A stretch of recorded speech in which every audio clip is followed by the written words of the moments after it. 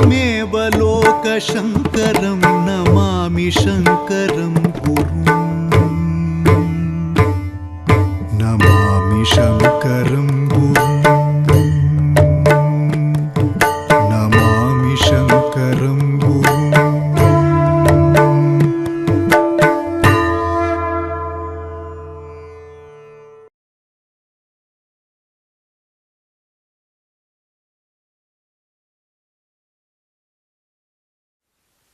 यस्येच्छैव भुवनानि समुद्भवन्ति तिष्ठन्ति यान्ति च पुनर्विलयं युगान्ते तस्मै समस्तफलभोगनिबन्धनाय नित्यप्रबुद्धमुदिताय नमः शिवाय अव्याजभूतकरुणामघवृन्दहन्त्रीं देवर्षिसिद्धमुनिपुङ्गवपूज्यमानाम् आत्मावबोधनिधिमद्वयचित्स्वरूपां श्रीशारदामभयदां कलयामहेतां जीवेशभेदरहितं नतजीवहिते रतम् अद्वैतामृततत्त्वज्ञं शङ्करं देशिकं श्रये सदाशिवसमारम्भां शङ्कराचार्यमध्यमाम् अस्मदाचार्यपर्यन्तां वन्दे गुरुपरम्परां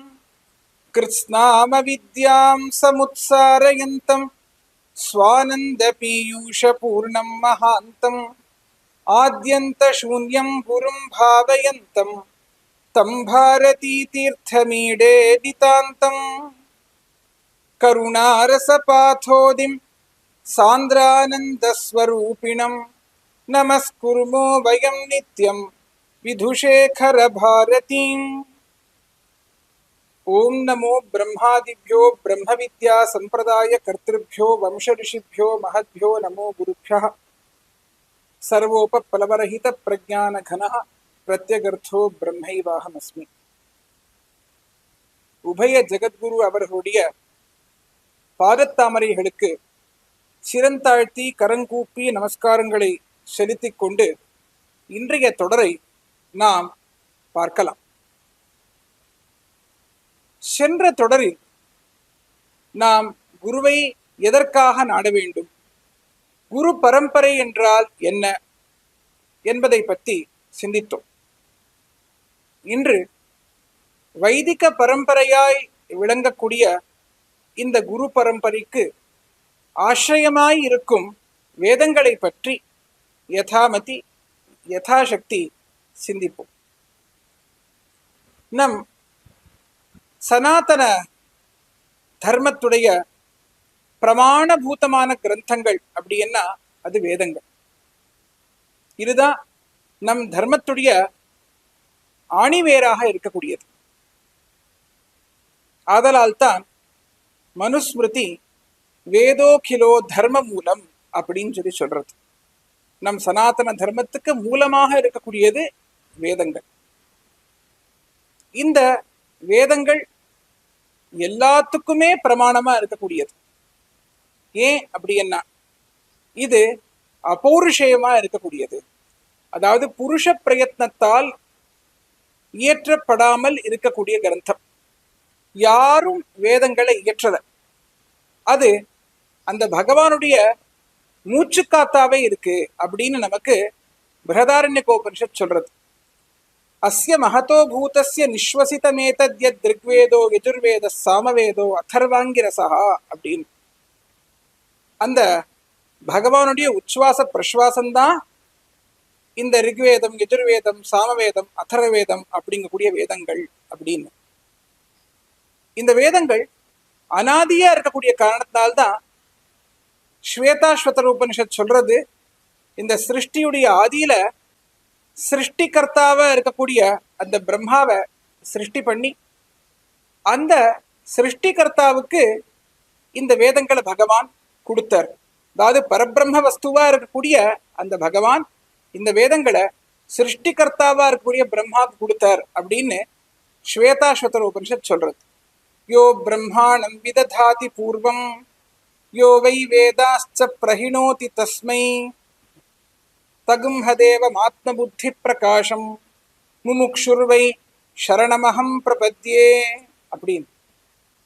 வேதம் அப்படின்னா என்ன அப்படிங்கிறத சொல்லும் பொழுது சாயனர் அவருடைய பாஷ்யத்துல சொல்றார், இஷ்டப்பிராப்தியனிஷ்ட பரிகாரயோகோ அலௌகிகம் உபாயம் யோ கிரந்தோ வேதயதி ச வேதஹா அப்படின்னு.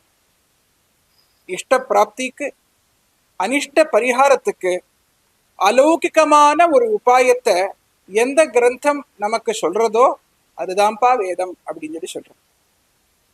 இந்த வேதஹா அப்படிங்கக்கூடிய சப்தமே விதிஞானே அப்படிங்கக்கூடிய தாத்துவிலேருந்து தான் நிஷ்பன்னமா இருக்கு. இது ஞான வாச்சகமா இருக்கக்கூடிய சப்தம். அதனால் வேதங்கள் அப்படின்னா ஞான ராசி என்பதுதான் பொருள். இத்தகைய இந்த வேதங்கள் எல்லாத்துக்கும் பிரமாணமா இருக்கக்கூடிய காரணத்தினால சாஸ்திரங்கள் சொல்றது, பிரத்யக்ஷேனானுமித்யாவா யஸ்தூபாயோன புத்தியதே ஏனம் விந்தந்தி வேதேன தஸ்மாத் வேதஸ்ய வேததா அப்படின்னு. அதாவது பிரத்யக்ஷ பிரமாணத்தாலையும் அனுமான பிரமாணத்தாலையும் எந்த ஒரு உபாயமும் நமக்கு தெரியாத பொழுது அந்த ஒரு உபாயத்தை நாம் இந்த வேதத்தால தெரிஞ்சுக்கலாம். அதுதான் இந்த ஒரு வேதத்துடைய மகத்துவம் அப்படின்னு. அத்தகைய பெருமை வாய்ந்த இந்த வேதங்கள் ஒன்றாகத்தான் இருந்தன. ஆனா ஒரு யஜ்ஞ காரியத்துக்கு 4 பேர் தேவை என்பதை மனதில் கருதி இதை 4ஆக வகுத்தர் ஸ்ரீகிருஷ்ண துவைபாயனர். வேதங்கள் அப்படிங்கக்கூடிய இந்த மந்திர ராசிய நம்ம ரிஷிகள்லாம் பார்த்தாளாம். பார்த்த காரணத்தினாலேயே அவளுக்கு மந்திர திரஷ்டாரஹா அப்படின்னு பெயர் வந்தது.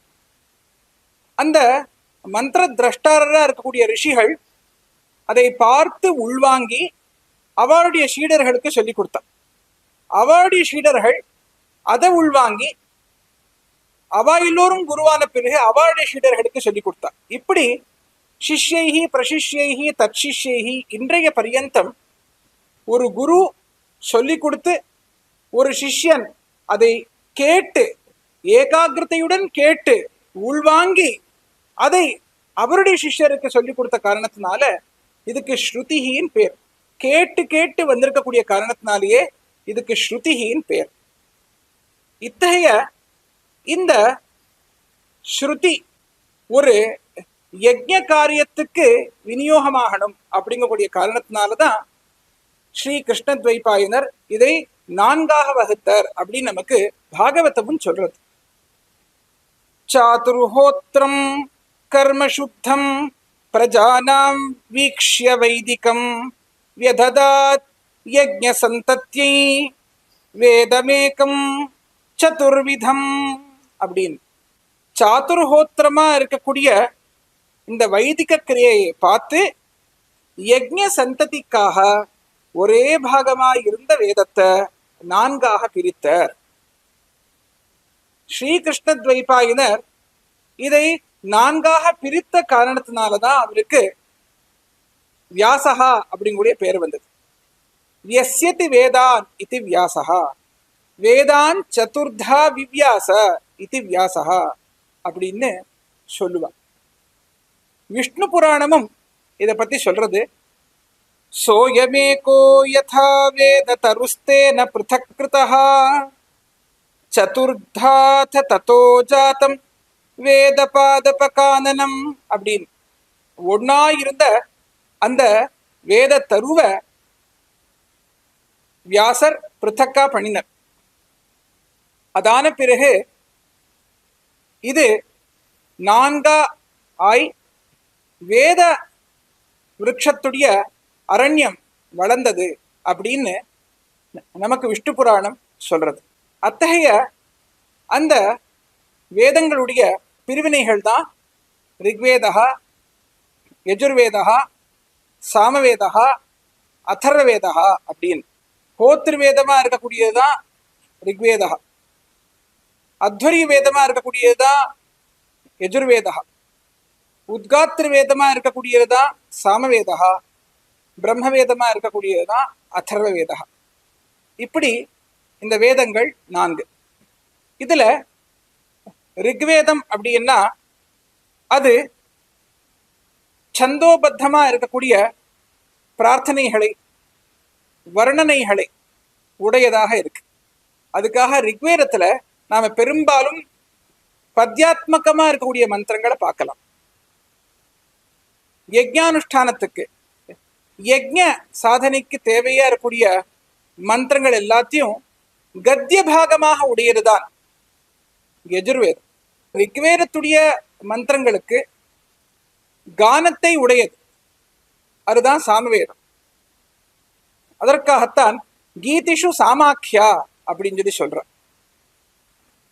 லௌகிகமான பிரயோஜனத்துக்கு தேவையா இருக்கக்கூடிய மந்திரங்களை உடையது அதர்வேதம் அப்படின்னு சான்றோர்கள் சொல்லுவார்கள். இப்பேற்பட்ட இந்த 4 வேதங்களை வேதவியாசர் அவருடைய 4 பிரதான சிஷ்யர்களுக்கு கொடுத்தார்.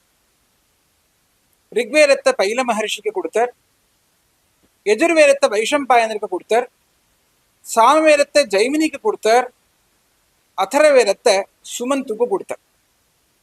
இவருடைய அனுகிரகத்தால தான் இன்னைக்கு நாம் இந்த வேத சந்ததியை பார்த்துட்டு இருக்கோம். இத்தகைய இந்த வேதங்களை நாம் ஸ்தூலமாக பார்த்தோமே ஆனால் நமக்கு அதுல 3 பிரிவினைகள் காணும். ஒன்று கர்மகாண்ட பாகம், இன்னொன்று உபாசனா காண்ட பாகம், இன்னொன்று ஞான காண்ட பாகம். ஒவ்வொரு வேதத்திலையும் 4 பாகங்கள் இருக்கின்றன. சம்ஹிதா, பிராமணம், ஆரண்யகம், உபனிஷத்து அப்படின்னு. ஸ்துதிகளுடைய சமூகத்தெல்லாத்தையும் சம்ஹிதான்னு சொல்லி சொல்லலாம். யஜ்ஞோபயோகியா இருக்கக்கூடிய மந்திரங்கள் எல்லாத்தையும் பிராமணம் அப்படின்னும், வைராக்கியத்தை பெற்று அரண்யத்துக்கு போய் அத்தியனம் செய்ய வேண்டிய மந்திரங்களை ஆரண்யகம் என்று, பிரம்ம விசாரத்தை செய்து பிரம்மஜானத்தை அடைய உள்ள மந்திரங்களை உபனிஷத் என்று கூறலாம். இதெல்லாம் ஸ்தூலமா இருக்கக்கூடிய பிரிவினைகள் தான். இதை நாம எப்பொழுதுமே இதமித்தம் சொல்ல முடியாது. ஏன் அப்படின்னா, இப்ப நாம ஈஷாவாசிய உபனிஷத்து அப்படிங்கிற ஒரு உபனிஷத்தை எடுத்தோம்னா அந்த உபனிஷத்து சம்ஹிதா பாகத்திலேயே இருக்கு. அதே போலயே பிருஹதாரண்யக உபனிஷத்தை எடுத்துட்டோமே ஆனால் பேரே சொல்லும் வண்ணம் அது அந்த ஆரண்யக பாகத்துல இருக்கு. அதனால் இதை நாம் இப்படிதான் அப்படின்னு சொல்லி தீர்மானமா சொல்ல முடியாது. ஆனா ஸ்தூலமா இதோடைய பிரிவினை இப்படி இருக்கலாம் அப்படிங்கிறத நாம் கொஞ்சம் சிந்திக்கலாம். சம்ஹிதா பாகம், பிராமண பாகம், இது ரெண்டும் சாதாரணமா கர்மகாண்டத்துக்கு சேர்ந்தது. அந்த ஆரண்யக பாகமாகப்பட்டது இது உபாசனா காண்டத்துக்கு சேர்ந்தது. அப்புறமா உபனிஷத் பாகம் ஞான காண்டத்துக்கு சேர்ந்தது. இப்படியாக இந்த வேத ராசியாகப்பட்டது நமக்கு கர்ம, பக்தி, ஞானத்துடைய உபதேசத்தை செய்வதாக இருக்கின்றது. வேதங்களுக்கு 6 அங்கங்கள் இருக்கு. அந்த 6 அங்கங்கள் என்ன அப்படின்னா, சிக்ஷா, வியாக்கரணம், சந்தோ, நிருக்தம், ஜோதிஷம் ததா கல்பஸ்சேதி ஷடங்கானி வேதஸ்யாஹுர் மனீஷிணஹ அப்படின்னு. சிக்ஷா, வியாக்கரணம், சந்தஸ், நிருக்தம், ஜோதிஷம், கல்பஹா அப்படின்னு 6 அங்கங்கள் இருக்கு. இதுல சிக்ஷா சாஸ்திரம் அப்படிங்கக்கூடிய சாஸ்திரம் இந்த வேதங்களுடைய மூச்சு காத்தா இருக்கும். இது அந்த வேத மந்திரங்களுடைய ஸ்வரஞானத்தை நமக்கு கொடுக்கக்கூடியதா இருக்கு. அப்புறமா வியாக்கரணம் அப்படிங்கிறது வேத இலக்கணம். அந்த வேதத்துடைய இலக்கணம் அப்படிங்கிறது எப்படி இருக்கு, அதாவது நாம ஆங்கிலத்துல கிராமர் அப்படின்னு சொல்லி சொல்லுவோம் இல்லையா, வேதிக் கிராமர் பத்தி நமக்கு சொல்லக்கூடியதுதான் வியாக்கரணம். அப்புறமா சந்தஸ் அப்படிங்கக்கூடிய ஒரு சாஸ்திரம். இந்த சந்தஸ் அப்படிங்கக்கூடிய சாஸ்திரம் என்னன்னா the science of meter, the science of prosody. அதாவது சந்தோபத்தமா மந்திரங்கள் எப்படி இருக்கணும் அப்படிங்கிறத பத்தி சொல்லி கொடுக்கக்கூடிய ஒரு அங்கம்தான் இந்த சந்தஸ். நிருக்தம் அப்படிங்கிறது த டெக்ஸ்ட் ஆன் எட்டிமாலஜி அப்படின்னு சொல்லலாம். அதாவது வேதத்தில் இருக்கக்கூடிய சப்தங்களுக்கு அர்த்தத்தை கொடுக்கக்கூடிய ஒரு அங்கமாக விளங்கக்கூடியது தான் இந்த நிருக்தம். ஜோதிஷம், த சயின்ஸ் ஆஃப் அஸ்ட்ராலஜி, ஜோதிஷ சாஸ்திரம் அப்படிங்கிறது எல்லாருக்கும் தெரியும். அத்தகைய அந்த ஜோதிஷத்தை பத்தி சொல்லக்கூடியது தான் இந்த வேதாங்கம். அடுத்தது கல்பகா. இந்த கல்பகா அப்படிங்கக்கூடியது நாம் எதை செய்ய வேண்டும் எதை செய்யக்கூடாது என்பதை பற்றி சொல்லுவதாக இருக்கிறது. இது பெரும்பாலும் ஆங்கிலத்தில் ரிச்சுவல்ஸ் என்று சொல்லுவார்களே, அந்த ரிச்சுவல்ஸை பற்றி சொல்லக்கூடியதா இருக்கு. இதுல 4 சூத்திரங்கள், அதாவது ஸ்ரௌத சூத்ராணி, கிருஹ்ய சூத்ராணி, தர்ம சூத்ராணி, சுல்ப சூத்ராணி அப்படின்னு இருக்கு. நான் முன்னாடியே சொன்னேன், சிக்ஷா அப்படிங்கிறது வேதத்துடைய மூச்சு காத்தா இருக்கு அப்படின்னு. வியாக்கரணம் அப்படிங்கிறதா வேதத்துடைய முகம். சந்தஸ் அப்படிங்கிறது வேதத்துடைய பாதங்களா இருக்கு. நிருக்தம் அப்படிங்கிறது வேதங்களுடைய செவியா இருக்கு. ஜோதிஷம் அப்படிங்கிறது அந்த வேதங்களுக்கு கண்களாக இருக்கு. கல்பம் அப்படிங்கிறது வேதத்துக்கு கைகளாக இருக்கு. இப்படி அந்த வேதத்துடைய அங்கங்களா இருக்கக்கூடியதுதான் இந்த 6 வேதாங்கங்கள். இப்படி இருக்கக்கூடிய இந்த வேதம் எத்தனையோ சாக்கைகள் உடையதா இருந்தன அப்படின்னு நமக்கு பதஞ்சலியுடைய மகாபாஷ்யம் சொல்றது. சப்தத்வீபா வசுமதி த்ரயோ லோகாஹ சத்வாரோ வேதா சாங்கா சரஹஸ்யா பஹுதா விபின்னா ஏகசதமத்வர்யுஷாகாஹ சஹஸ்ரவர்த்மா சாமவேத ஏகவிம்சதிதா பாஹ்ருச்யம் நவதா தர்வணோ வேதஹா அப்படின்னு. இந்த வாக்கியத்தால நம்ம என்ன புரிஞ்சுக்கலாம் அப்படின்னா, சாங்கமா சரஹசியமா இருக்கக்கூடிய வேதங்களுக்கு எத்தனையோ சாக்கைகள் இருந்தன. அதுல ரிக்வேதத்துக்கு 21 சாக்கைகள், யஜுர்வேதத்துக்கு 101 சாக்கைகள், சாமவேதத்துக்கு 1000 சாக்கைகள், அதர்வேதத்துக்கு 9 சாக்கைகள் இருந்தன அப்படின்னு சொல்றது. ஆனால் காலகத்தியில எத்தனையோ சாக்கைகள் லுப்தமாய் இப்போ சில சாக்கைகள் தான் நமக்கு லபியமா இருக்கு. அதுல ரிக்வேதத்துல சாக்கல சாக்கா, ஆஸ்வலாயன சாக்கா, கிருஷ்ண யஜுர்வேதத்துல கட, கபிஷ்டல, மைத்ராயணி, தைத்திரிய சாக்கா. அதுலயும் ரொம்ப ரொம்ப பிரச்சுரத்தில் இருக்கக்கூடியது தட்சிணத்துல தைத்திரிய சாக்கா, உத்தரத்துல மைத்ராயணி சாக்கா. சுக்ல யஜுர்வேதத்துல கான்வ சாக்கா, மாத்தியந்தின சாக்கா. சாமவேதத்துல ஜெய்மினிய சாக்கா, கௌதும சாக்கா, ராணாயணிய சாக்கா. மற்றும் அதர்வேதத்துல சவுனக சாக்கா, பிப்பலாத சாக்கா. இந்த சாக்கைகள் தான் இன்னைக்கு நமக்கு லபியமா இருக்கு. இப்படி சாங்கமா இருக்கக்கூடிய இந்த வேதங்களை ஒரு வேதியன் அத்தியனம் செய்ய வேண்டும் என்று நமக்கு சாஸ்திரங்கள் சொல்லுகின்றது. பிராமணேன நிஷ்காரணம் ஷடங்கோ வேதோத்யேய ஞேயச்ச அப்படின்னு. அதாவது காரணத்தை சொல்லாமல் ஒரு வேதியனாய் இருக்கக்கூடியவன் 6 அங்கங்களோடு இருக்கக்கூடிய வேதத்தை அத்தியனம் செய்யணும் அப்படின்னு. ஆச்சாரியால் கூட அவருடைய சாதனா பஞ்சகத்துல வேதோ நித்யமதீயதாம் தருதிதம் கர்மஸ்வனுஷ்டீயதாம் தேனேஷஸ்ய விதீயதாம் அபசிதி காம்யே மதிஸ்த்யஜ்யதாம் அப்படின்னு சொல்றோம். பா, வேதத்தை நீங்க நித்தியமும் அத்தியனம் பண்ணணும் அப்படின்னு சொல்லி ஆச்சாரியாலும் கூட இத நமக்கு அழுத்தம் திருத்தமா சொல்லியிருக்க.